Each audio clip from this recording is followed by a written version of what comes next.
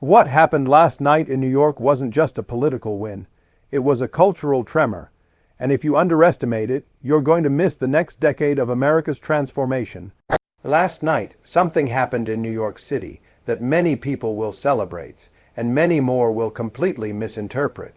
Zoran Mamdani's win wasn't just another line on a political scoreboard. It was a signal, a shift, a revelation of where America is heading, who is stepping into positions of influence, and what that means for identity, power, and the future of national conversations.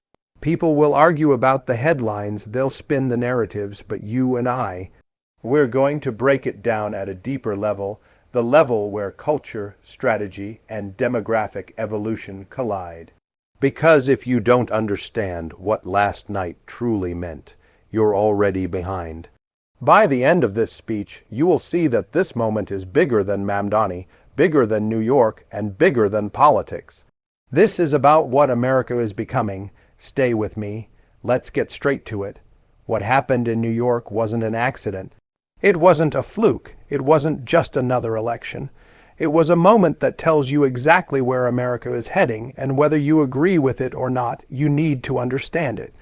Zoran Mamdani didn't simply win a race. He stepped into a narrative bigger than himself. His victory became a symbol the second it happened. And here's the truth. People are reacting based on emotion, not understanding. Headlines say one thing.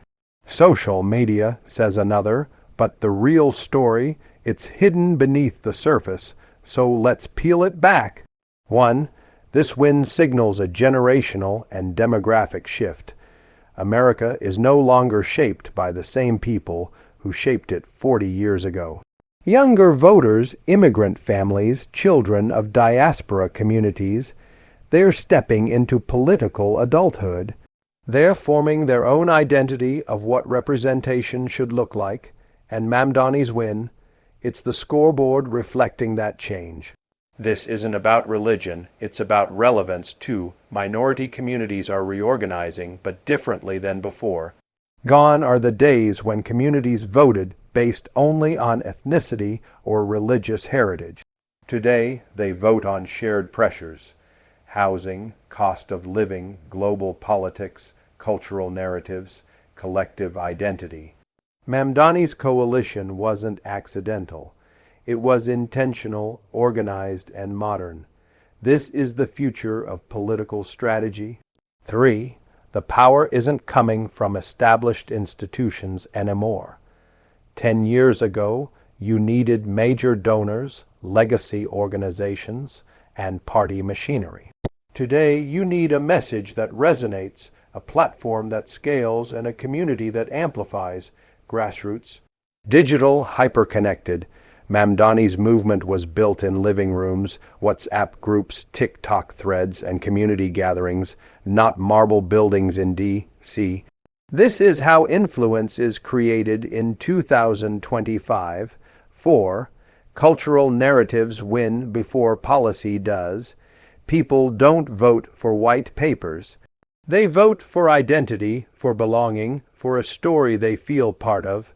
Mamdani's win wasn't about bullet points. It was about meaning. The story he represented, the rise of new voices, new faces, new conversations, was the winning message. 5. This challenges the old guard. For decades, American politics has had an unspoken blueprint of who gets to lead. Last night, that blueprint was rewritten. This is uncomfortable for some, inspiring for others, and confusing for many.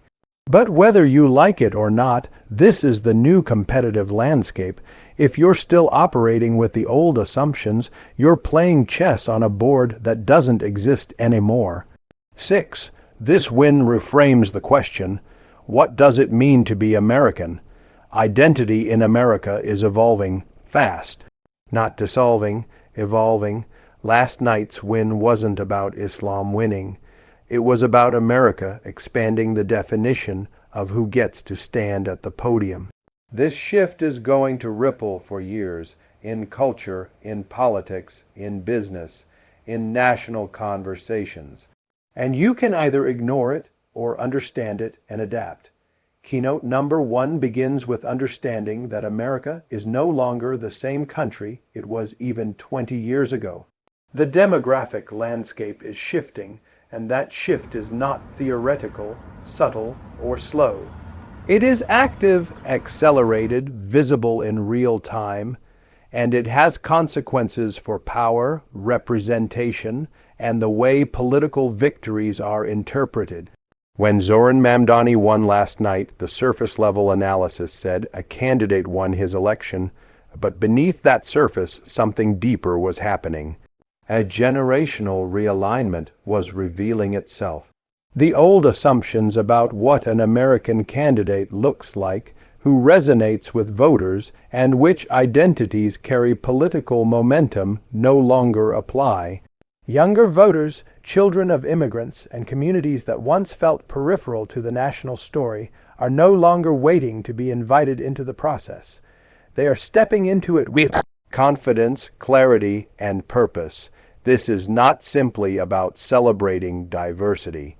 This is about the measurable replacement of old political archetypes with new ones that reflect the realities of the 21st century. In many parts of the country, demographic change has been happening silently in classrooms, in workplaces, in neighborhoods where the accents, stories, and perspectives have shifted in ways that are subtle but undeniable. Last night's win was one of the moments when that silent shift became audible. The generations that grew up watching their parents struggle to build a life in a country that often misunderstood them are now adults, fully aware of their place in the civic structure, unafraid to demand representation that mirrors their lived experience. For decades, America asked immigrants to assimilate quietly, to contribute without disrupting, to blend in without expecting leadership roles. But time creates new realities. The children of those immigrants do not see themselves as outsiders.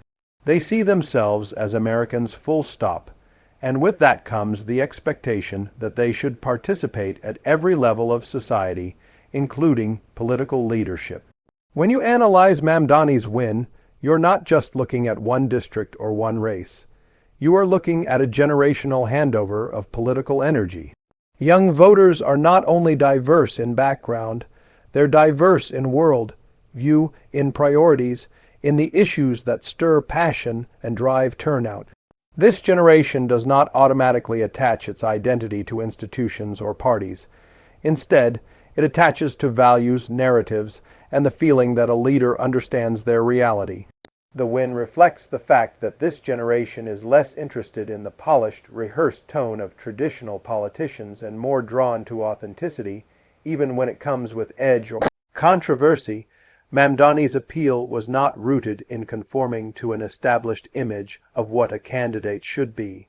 It was rooted in representing a slice of America that rarely saw itself reflected in earlier political figures.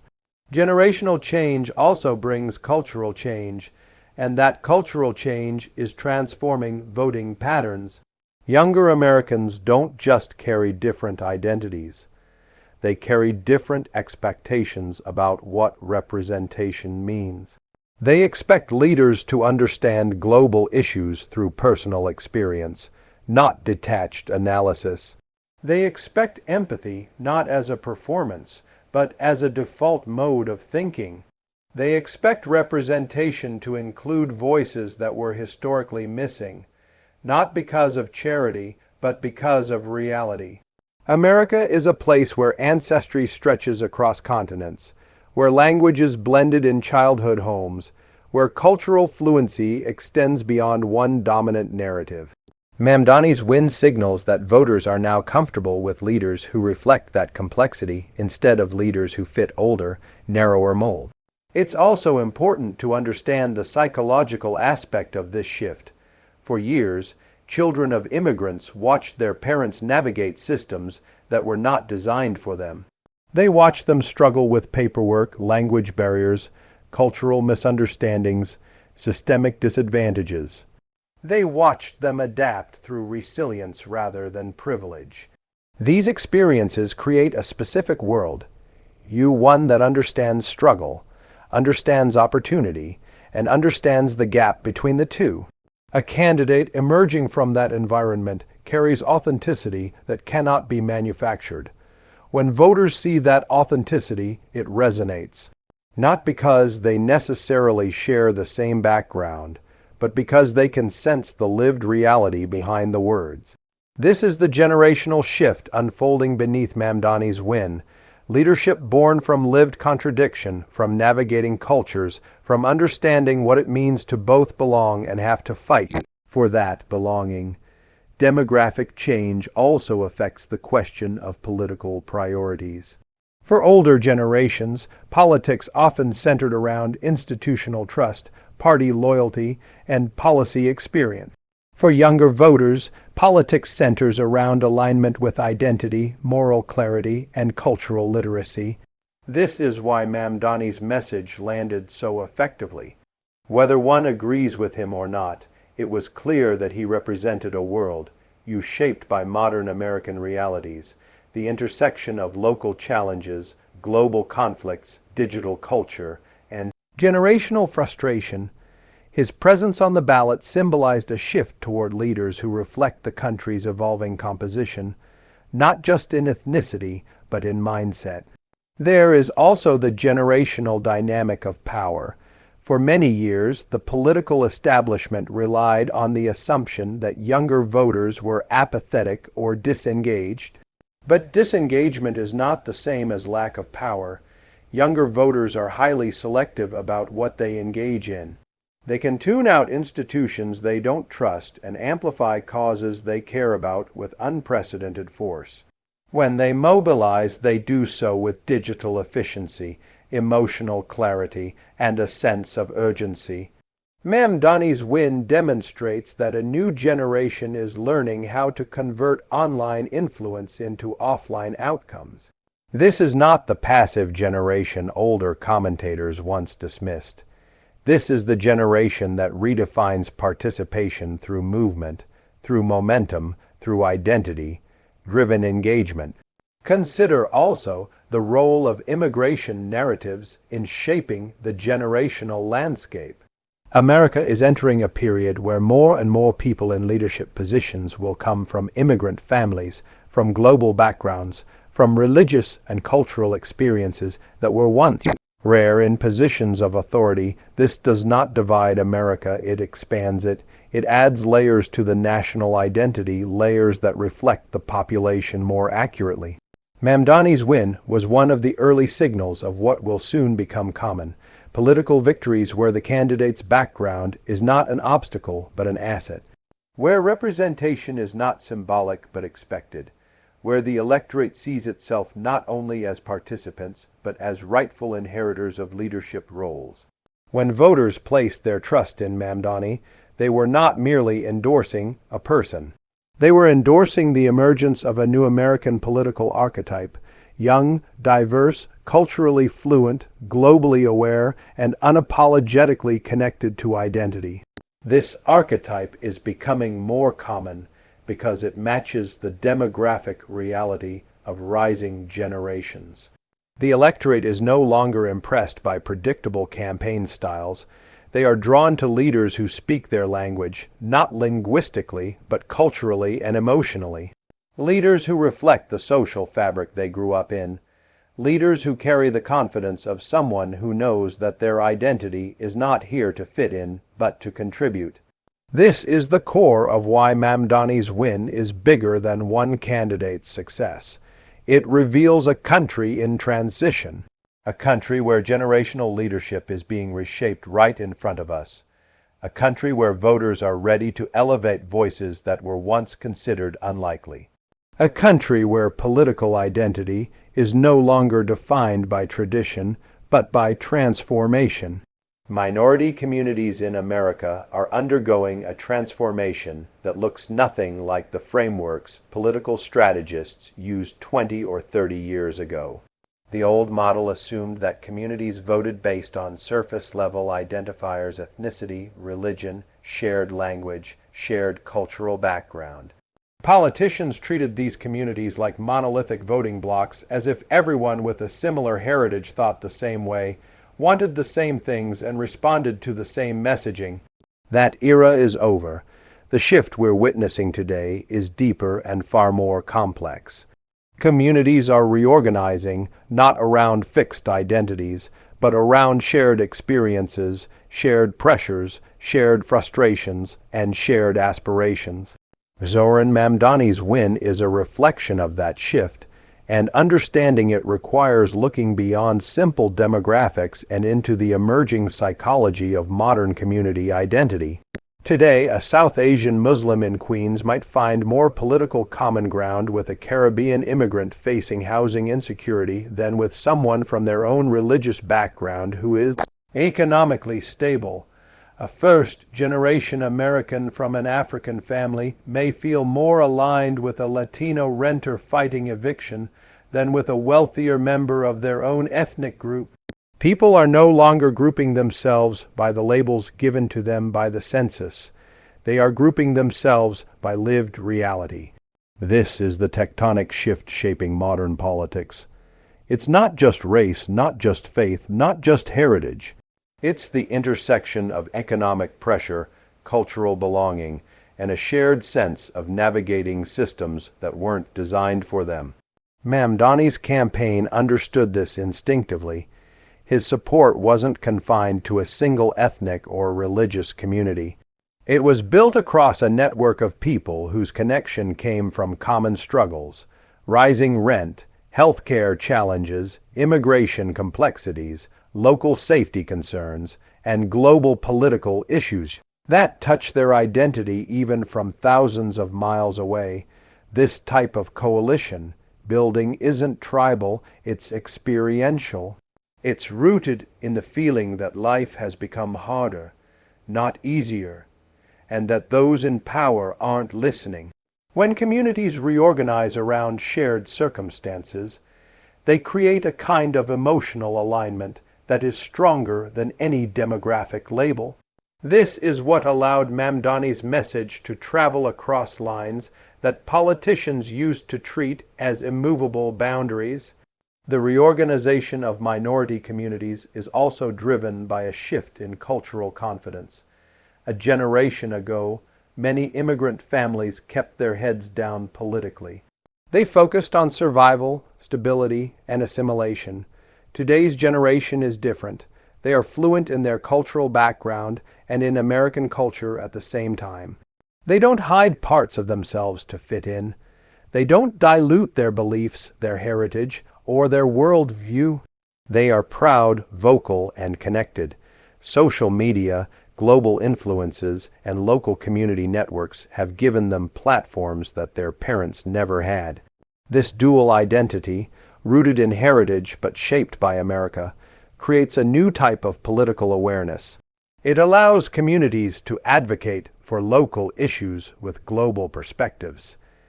It allows them to challenge political narratives with confidence. It allows them to organize around causes that cross traditional boundaries.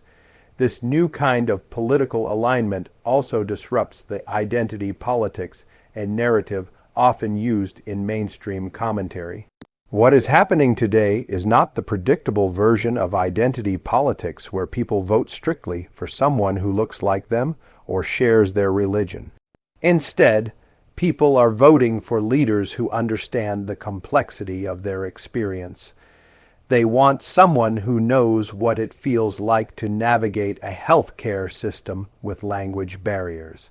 They want someone who understands the emotional toll of watching geopolitical conflicts that directly affect their extended families. They want someone who recognizes the pressure of living in multi-generational households because rent has become impossible. These experiences cut across ethnic and racial lines, creating alliances that political strategists from the early 2000s would never have predicted. Economic pressure is also central to the way minority communities are reorganizing. Rising costs of living, stagnant wages, and the widening wealth gap have created a shared frustration that supersedes cultural differences. Whether someone immigrated from Bangladesh, Haiti, Mexico, or Nigeria, many face the same obstacles: overpriced housing, inadequate public services, underfunded schools, unpredictable job markets. When people feel economic pressure at the same level, they find solidarity regardless of their cultural background.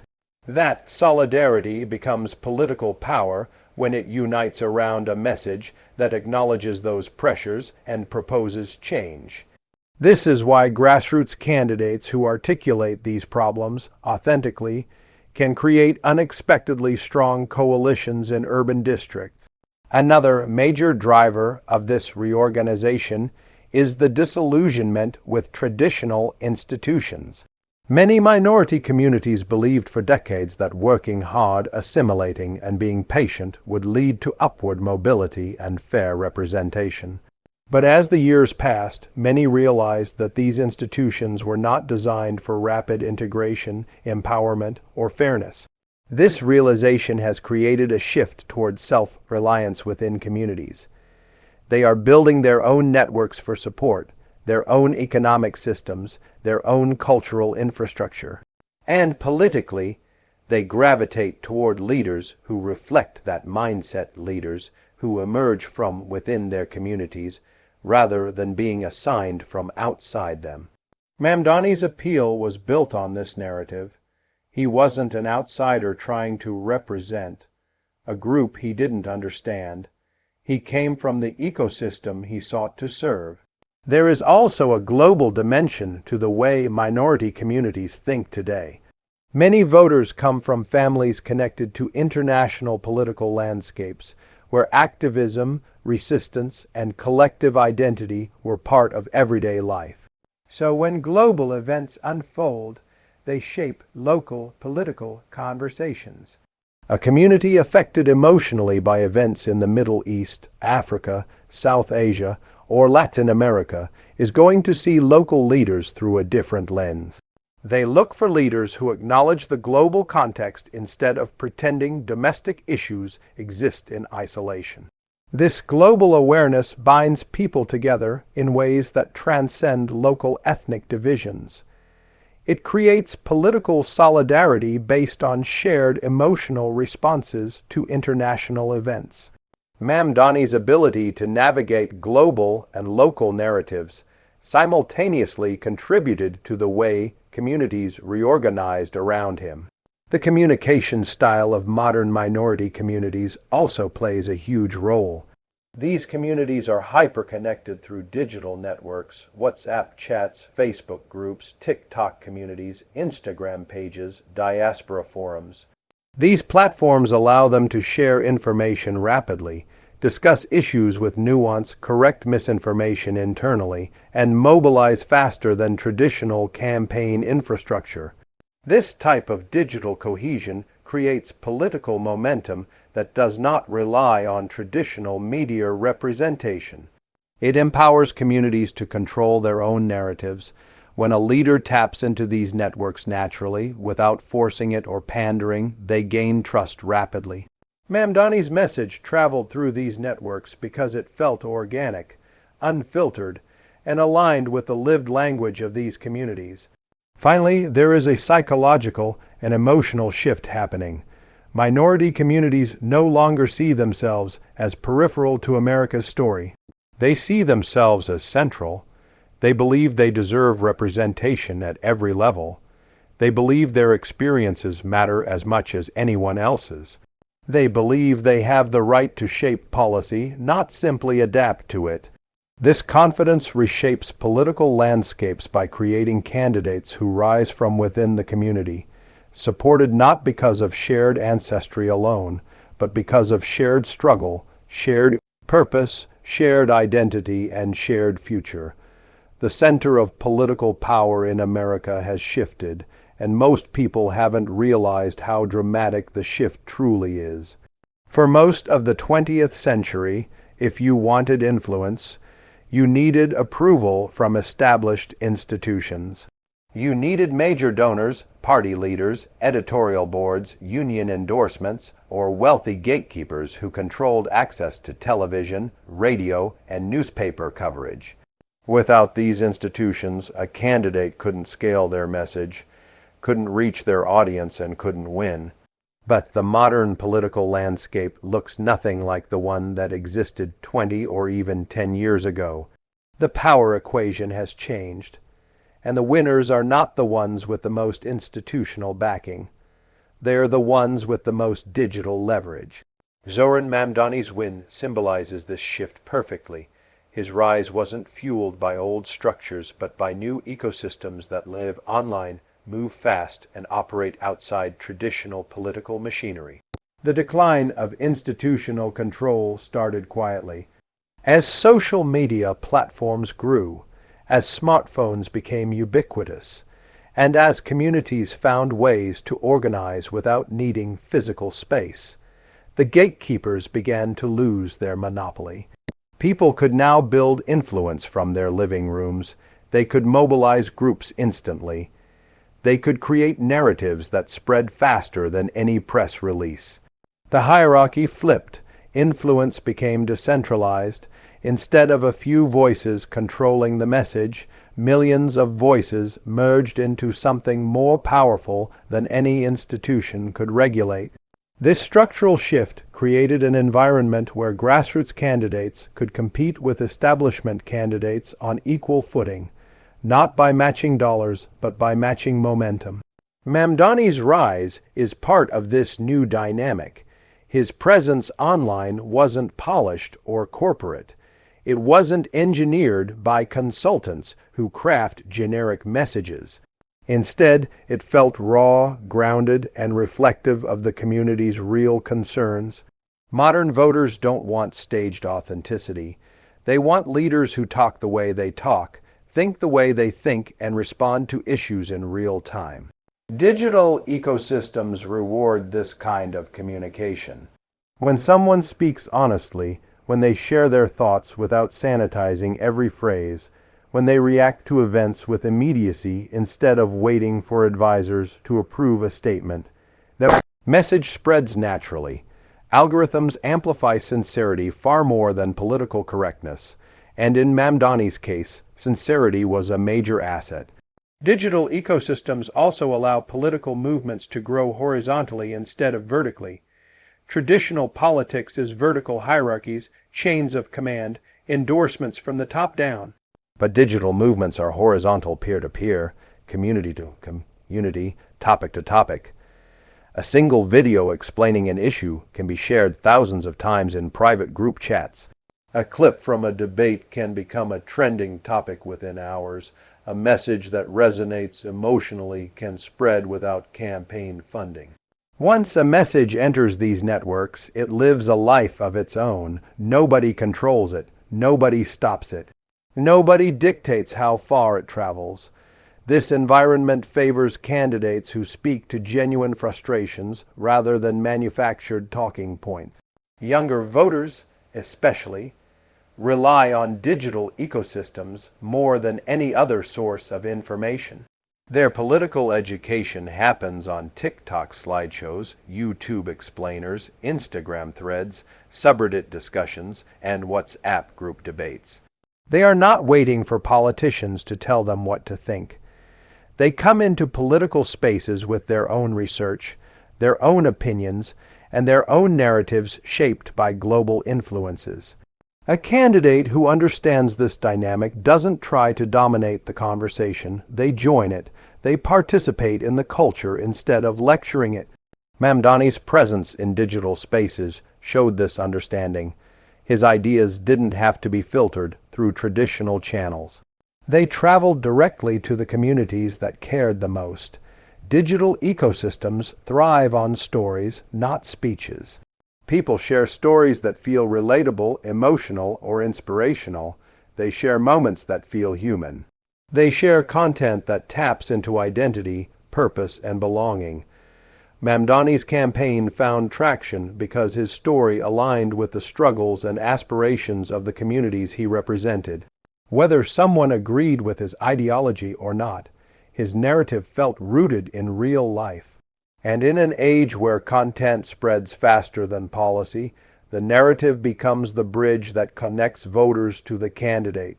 The institutions that once controlled these narratives, newspapers, political parties, national organizations, now struggle to keep up with the speed and authenticity of digital storytelling. There is also a structural advantage that digital ecosystems provide. They allow minoritized voices to bypass traditional filters. In the past, if a candidate came from a marginalized background, institutions often portrayed them through stereotypes or narrow narratives. They didn't get equal coverage, they didn't get fair framing, they didn't get the benefit of the doubt. But online, those filters disappear. Candidates can present themselves directly. They can define their identity, their message, and their values without interference. This direct communication builds trust faster. When people feel like they have access to a candidate's unfiltered perspective, they see that candidate as someone who is on their side. Trust then becomes a currency more valuable than money. Grassroots organizing also takes new forms in the digital age. Instead of knocking on doors for months, campaigns can mobilize hundreds of people in minutes. Instead of relying on expensive consultants, they can rely on community volunteers who create content, host discussions, and spread information. Campaigns become crowdsourced. Political influence becomes collaborative. The digital ecosystem becomes the real campaign headquarters. This is why traditional political strategists often misunderstand new movements. They analyze spending totals and endorsement lists. They track polling averages and institutional support. Meanwhile, digital movements generate emotional energy that polling cannot measure. They spark loyalty that money cannot buy. They create momentum that consultants cannot replicate. Another essential aspect of this shift is the decentralization of political authority. In the old model, political leaders were expected to show deference to party structures. They needed approval from senior members. They needed to follow established rules. But digital ecosystems reward independent thinking. The more a candidate challenges authority, the more attention they receive. The more they break from the script, the more they gain credibility with voters who feel ignored by the establishment. This is why candidates like Mamdani, who speak with conviction rather than caution, resonate so strongly in this environment. His independence became a feature, not a liability. His critiques of established structures made him appear bold and unafraid. Digital audiences admire that kind of courage. This shift has also created a new type of grassroots power, micro-influencers within communities. These are not celebrities, but ordinary people with strong relationships inside their own neighborhoods or cultural networks. When someone trusted posts a message supporting a candidate, that endorsement carries more weight than a billboard or a paid advertisement. These micro-influencers form the backbone of modern political movements. They talk to their friends, share content in their groups, translate political messages into their community's cultural language, and create emotional credibility. They become the real campaign surrogates. Their influence is decentralized but incredibly potent. Mamdani's success was amplified by these networks because they activated support organically. Digital ecosystems also create a new type of accountability. Traditional politicians often speak in vague, safe language because they don't want to be held accountable for specifics. But in the digital age, vagueness is punished. People expect clarity. They expect quick responses. They expect updates. If a politician avoids answering a question, someone online will break down the avoidance in a video that reaches thousands of viewers. This dynamic rewards leaders who are clear, direct, and transparent. Mamdani's communication style fit this expectation. When people asked questions, he answered. When events unfolded, he responded. When controversies emerged, he addressed them directly. This transparency builds loyalty among digital communities. The heart of this keynote is simple. Institutional power is no longer the engine of political influence. Digital ecosystems are. They determine which narratives rise, which voices matter, which movements grow, and which leaders gain credibility. Candidates who understand this shift can build power quickly, scale rapidly, and bypass the slow machinery of traditional politics.